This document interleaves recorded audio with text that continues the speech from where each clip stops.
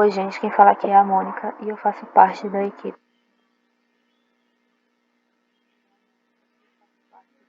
de literatura do portal SPE e hoje a gente vai tratar aqui um pouco sobre o que foi o simbolismo. Primeiramente, eu gostaria de pedir desculpas se sair algum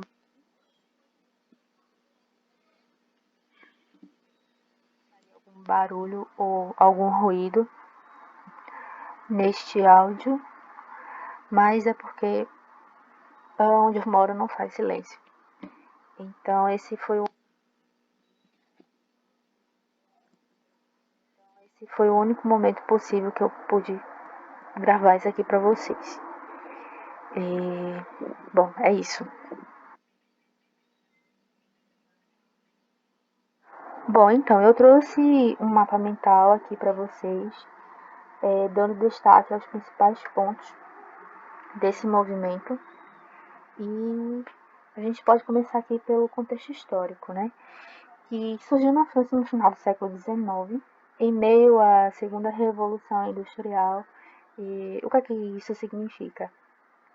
Que nesse momento o mundo se firmava como sendo capitalista, a tecnologia avançava, a produção se ampliava, havia um desenvolvimento industrial, mas à medida que esses avanços aconteciam, também havia o aumento da desigualdade social, da pobreza e afins.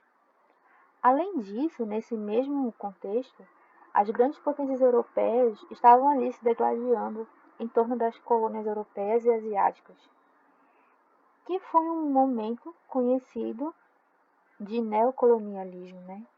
E isso, isso tornava cada vez mais iminente uma guerra entre os países europeus, que foi acontecer um pouco ali mais tarde, em 1914, que foi a Primeira Guerra Mundial.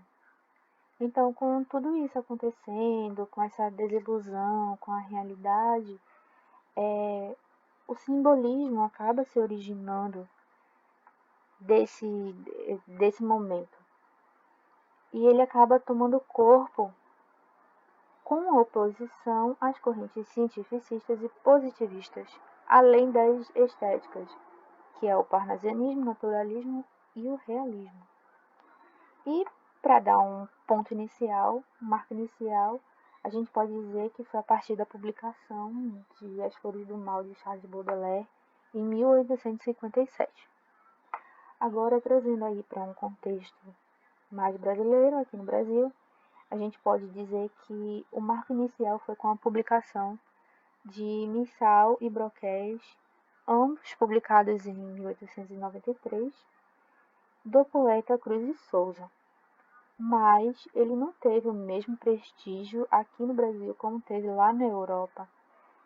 Porque aqui no Brasil o que tinha destaque, que tinha espaço mesmo, era o realismo, o naturalismo e o parnasianismo.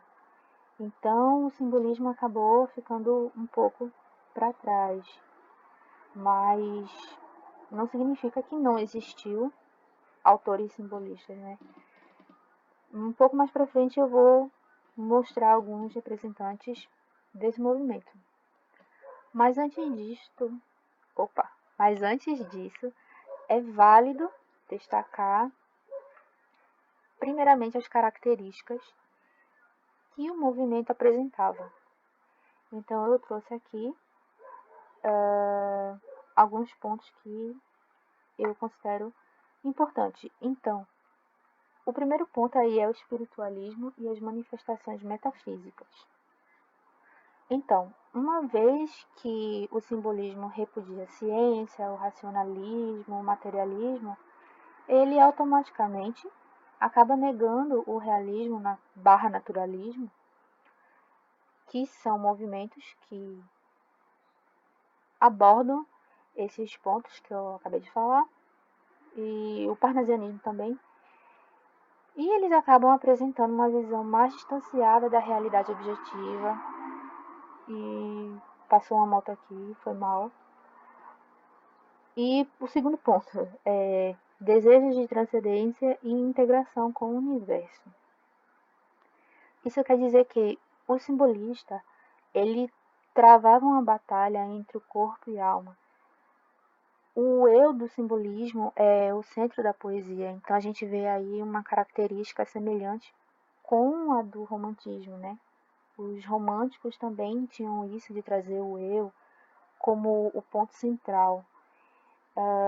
E o simbolismo acaba resgatando essa característica para dentro deles também. E, e eles estavam ali sempre em busca da essência verdadeira do ser humano, que era uma luta entre a matéria e o espírito. E para eles a alma só estaria liberta do corpo após a morte.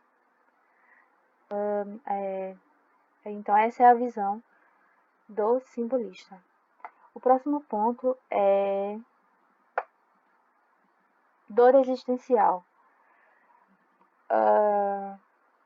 A partir da dificuldade de compreender o mundo exterior, ele acaba negando a realidade objetiva, né? Ele acaba se refugiando dentro para si, entendeu? Como eram os românticos. Eles preferem se voltar para si. Eu acho que isso existe. E acabam negando a realidade, como eu acabei de dizer. Outro ponto é a temática esotérica. Então, alguns temas são muito recorrentes. São os principais também, eu diria. Que é o mistério, a morte e o misticismo. São temas assim essenciais para você entender o simbolismo. Então eles trazem elementos orientais, objetos místicos, eles descrevem cenas místicas e tem um vocabulário muito religioso, muito litúrgico, que é muito recorrente nas obras desse período. O próximo ponto é a atmosfera etérea. Então, a sublimação e a purificação, que é algo sempre muito buscado pelo poeta simbolista, elas elevam o espírito a regiões obscuras da mente e acabam valorizando a subjetividade. E o tom usado pelos simbolistas é muito sublime e espiritual.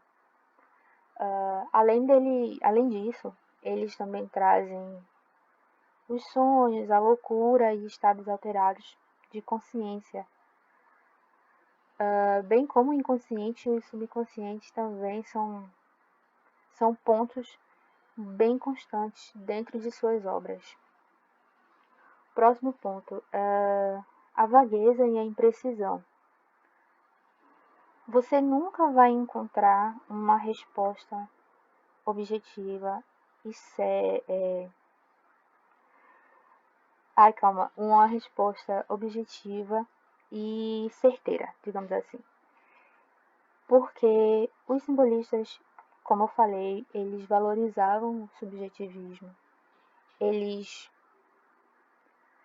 nunca traziam algo definido, é sempre muito pouco definido.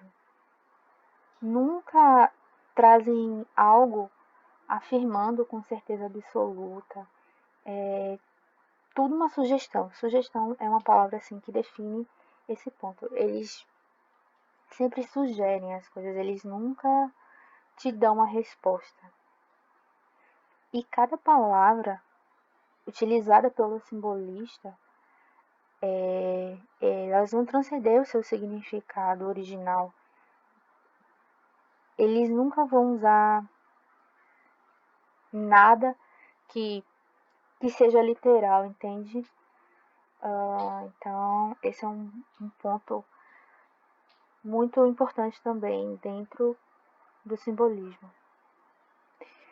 O próximo ponto é recorrência à cor branca. Então, eles vão trazer alguns elementos como véus, neve, neblina, nuvens, espuma, pérolas e outros itens que tragam essa recorrência à cor branca, porque eles dão uma ideia de ser alvo, de claridade, sabe? Próximo ponto. Emprego de maiúsculas para destacar vocábulos. Então, vai ser muito comum você estar ali lendo um poema simbolista e, de repente, aparecer uma palavra com a letra maiúscula. E isso significa que eles querem dar destaque para alguma ideia ou para alguma imagem que eles pretendem passar. Figuras de linguagem. Aí eu trago 3 que são assim as mais recorrentes. E as 3 principais, que são as assonâncias, aliterações e sinestesias. Então, vale destacar aí o que cada uma dessas significam. A aliteração, ela é a repetição de sons consonantais. A assonância é a repetição de sons vocálicos. E a sinestesia é a junção de um ou mais sentidos diferentes. Por fim, a gente tem a musicalidade, que é uma opção por palavras mais sonoras, e ele faz uso de repetição de sons, que é uma das características que mais se destaca no simbolismo. Bom, então agora partindo para os autores simbolistas brasileiros, nós temos 2 grandes nomes aí que representam bem esse movimento, que é Cruz de Souza e Afonso de Guimarães. Não que não exista outros autores, claro que existem, mas esses 2 nomes são os que ganham destaque para esse movimento aqui no Brasil. Então a gente vê aí alguns pontos que eu separei sobre Cruz de Souza. Ele foi nascido em Desterro, atual Florianópolis, foi apelidado de Cisne Negro ou Dante Negro. Na poesia, formalmente, ele faz uso de sonetos e de metrificação decassílaba. Utiliza as maiúsculas de destaque em meio aos poemas, que é como eu falei, né? O simbolismo, os simbolistas, na verdade, eles trazem essa maiúscula no meio do poema para trazer uma ideia ou construir uma imagem em cima daquilo que eles estão propondo naquele poema. Faz uso da musicalidade através das assonâncias, aliterações e sinestesias. É muito comum, é muito forte, é muito recorrente ele usar a cor branca. Ele sempre está trazendo, na verdade, coisas que remetem ao branco, seja neve, seja luz, essas coisas assim que remetem ao branco. Ele tem meio que essa obsessão por essa cor. De temas, ele traz temas individualistas, satânicos e sensuais. Agora, Alfonso de Guimarães, ele nasceu em Ouro Preto, Minas Gerais, mas em determinado momento da vida dele, ele acabou se isolando em Mariana, que também é lá em Minas Gerais.